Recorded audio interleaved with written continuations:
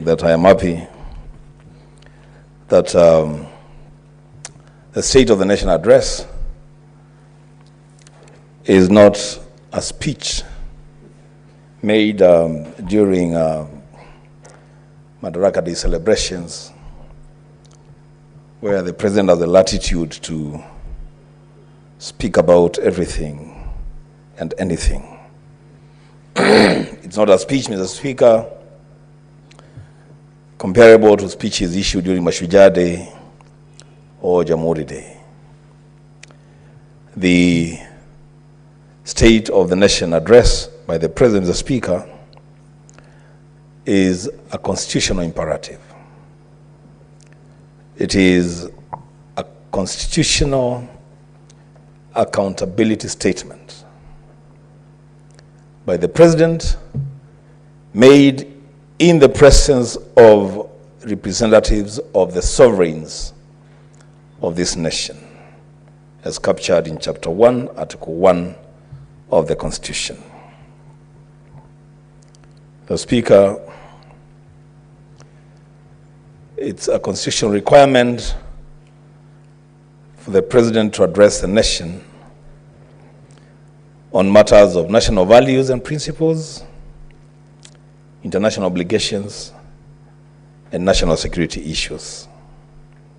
It is largely about self-reflection and introspection. It is not, Mr. Speaker, an opportunity for self-praise and congratulation. And that is why, Mr. Speaker, I want to begin my debate on this matter, that I personally take great exception on the representatives of the sovereigns of the Kenyan population who stood to applaud the President for announcing the cancellation of the Adani deals. Mr. Speaker, that announcement may have elicited a lot of praise for the President. It may have elicited a lot of excitement on the part of the members present. But, Mr. Speaker, what that mention of the Adani deals ran short of is to tell the Kenyan people, the sovereigns of this nation, important aspects of that Adani deal. And one of them would have been the President should actually have told Kenyans where the rain started beating us on the matter of the Adani deals. I heard the President saying that the reason for the cancellation of the deals was because he had come across new evidence.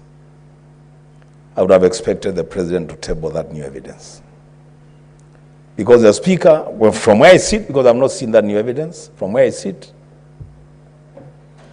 there is no new evidence against Adani. The things that are happening to Adani are things that the President has been told about from the day Adani was mentioned. In fact, Mr. Speaker, it shall be remembered that my party leader, His Excellency Dr. Stephen Kalonzo Musyoka, is today in court, appearing in person, on record, against the Adani deal. And the evidence adduced there is the same evidence that the President is saying he has come across new evidence. The Speaker, the Adani deals were a scheme to pilferage and to con the people of this nation. That's what those deals were about. The Speaker, you know, I marvel at some statements, especially coming from the President, because they also have capacity to embarrass his own government, his own cabinet secretaries. It has been demonstrated by a member of the Energy Committee here, Senator Sifuna, that a few hours before that announcement, the Energy CS was insisting that Adani deal is the best deal that they have clinched as a ministry. Mr. Speaker, this government needs to communicate better, even among itself, so that even as they now come out to speak to the nation, then they are speaking in tandem. Mr. Speaker, I am concerned by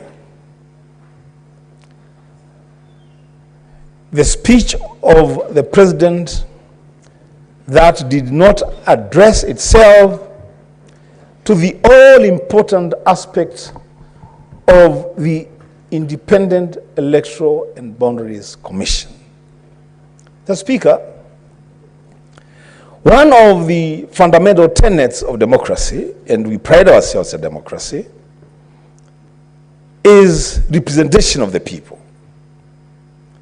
As we speak today, Mr. Speaker, there are sections of Kenyans who are not represented in Parliament and in county assemblies, for the simple reason that we do not have an IEBC in place. Mr. Speaker, I'll give you the president only 2 examples because he occasioned one of those lack of representations. The people of Unguja, where the current CS for energy comes from, are not represented in Parliament. The Speaker, the people of Banisa are not represented in Parliament. Several wards across this country are not represented in the county assemblies. The Speaker, I would have expected the President, in his address to the nation, would give a proper timelines as to when this nation should expect an IEBC fully in office, so that the Speaker, they can carry out the task of elections, and secondly, the delimitation of boundaries, Mr. Speaker. Mr. Speaker, I heard the President mention about abductions, disappearances, and kidnappings. What the President, the Speaker, forgot, or the speechwriter forgot to include in the speech of the President, is the fact that, the Speaker, at the time the President was addressing the nation on matters security, the parliamentary square had been converted into a police state. I tried with the Speaker to access the precincts of Parliament. I could not, because all the streets around Parliament had been cordoned off, and there was every presence of unrivaled police officers. And the Speaker, I kept wondering, who is afraid of who? Why can't members access Parliament freely and listen and engage with the President without the police officers harassing members and curtailing access? The Speaker, on the matter of public debt, I would have expected the President to give us a lot more information about, when he says that he inherited immense debt from the previous administration. What is immense debt, Mr. Speaker? Why can't we deal with figures? How much money is it that this current administration inherited from the previous administration?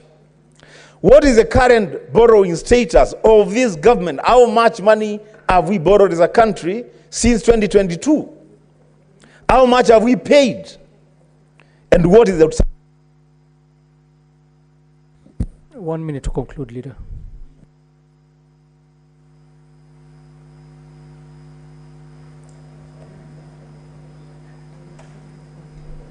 Thank you, Mr. Speaker. What is the outstanding debt? Mr. Speaker, lastly, on the matter of the NHIF, the transition from NHIF to to chief. Mr. Speaker, I want to answer Senator Alwale, and he's not here. But because this will go on record, let Senator Alwale know that the senator of Kitui County, Wambua, has no problem whatsoever to contribute 32,000 shillings to the new system. But what the senator of Kitui has a big problem with, the Speaker, and I will proclaim it, is that I am losing my 32,000 shillings from my salary, and that money is not helping my people in Kitui County. Mr. Speaker, this chief business, to me, as far as I am concerned, and as far as the people of Kitui County who are consuming this service are concerned, it's a sham, Mr. Speaker. We are not benefiting from this thing. This transition was mishandled, Mr. Speaker. Let's face it. We have handled transition of systems, Mr. Speaker. I have personally taken... Senator, Speaker. Senator Cherargei, what is your point of order? Mr. Speaker, I stand understanding Standing Order 105 on accuracy of facts. Is it in order for Bishop Senator Wambua, or the next governor of Kitui, to say that the Shah and Chief is not being enjoyed by the people of Kitui? Yet we know the rollout is is across the country. Can he? No.